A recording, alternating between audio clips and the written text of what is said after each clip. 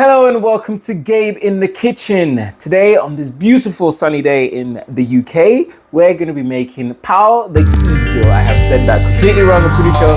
It is Brazilian cheese bread. For this recipe, you're going to need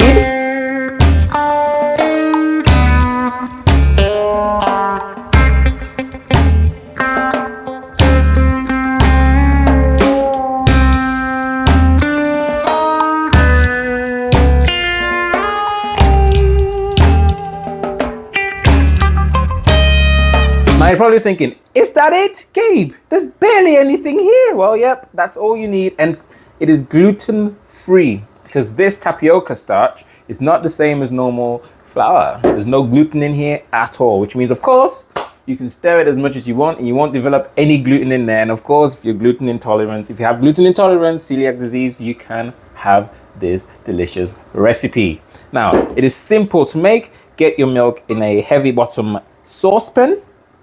Get your oil in there with your milk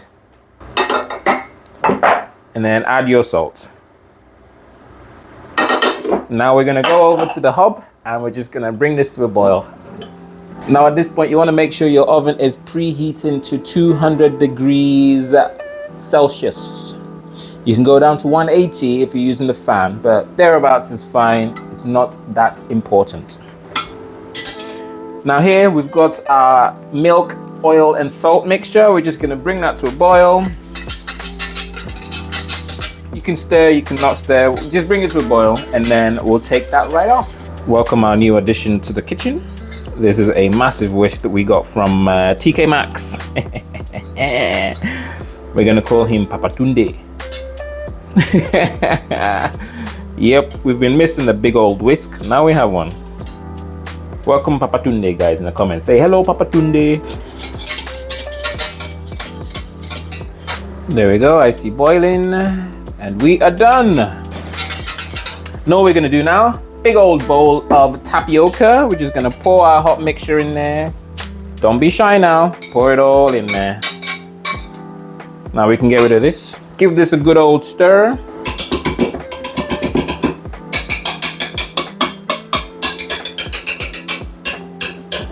Maybe a whisk wasn't the best idea. All right, let's put Papatunde down. We're gonna switch to spachi. Just named it on the spot. This one here with the hole, that's spachi.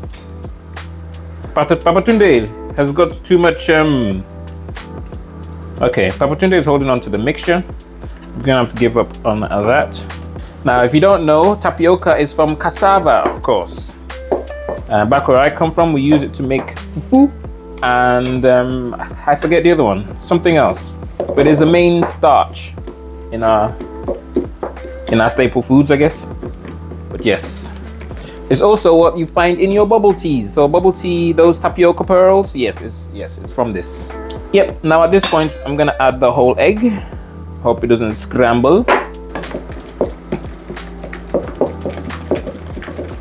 And then add your cheese. Now with the cheese, you can use whatever variety you want. This is just mature cheddar cheese. But you can go all fancy if you want, but you can even use hard cheese if you wish. Mix some soft and hard cheeses together, go for it. And of course, you don't have to use one type of cheese. You can use two types of cheeses, which I think is the traditional way. So there's like, there's usually like an orangey color in there just to give change the aesthetics of the whole thing. And there you have it. That is your cheese bread ready to bake. Now you can't put this in the fridge just to solidify. I would not recommend that, but you can.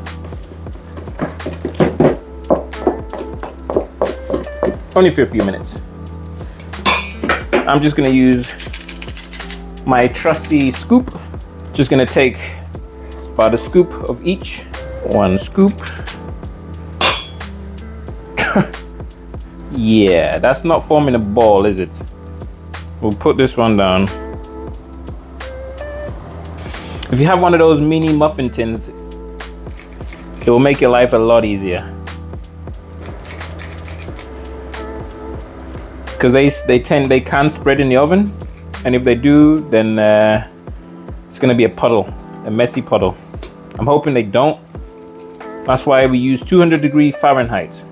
Sort of forms an outer shell quickly before it gets a chance to spread too far out.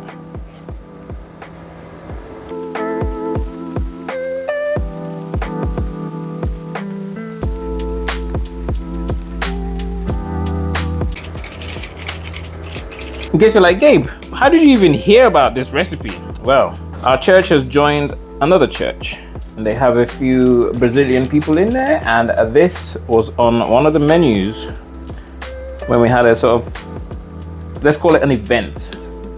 This was on the menu, and it was delicious. And they said, every event will have this. It's just tradition at this point. So here we are.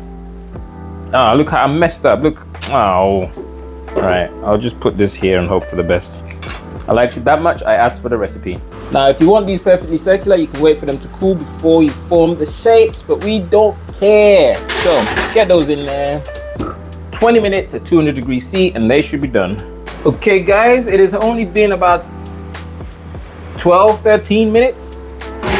And these are pretty much done. So yeah, not 20 minutes at all. Okay, these are a little bit over for my liking, but they're still delicious. Bum, bum, look at that. And here's the magic. Ooh, these are very hot. When you break into them, oh, look at that. Cheese. It's very gooey in the middle and it mimics melted cheese. That is the magic of Pão de Queijo. Delicious.